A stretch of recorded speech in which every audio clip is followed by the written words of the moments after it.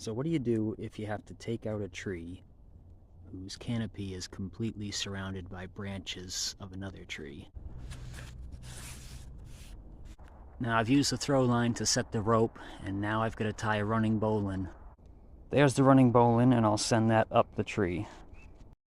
So now the tree is tied, the rope is in place, the next step is to anchor the other end of the rope. So now that's tied off, it's wrapped around the tree, goes up to that crotch, goes to the tree that we're cutting down.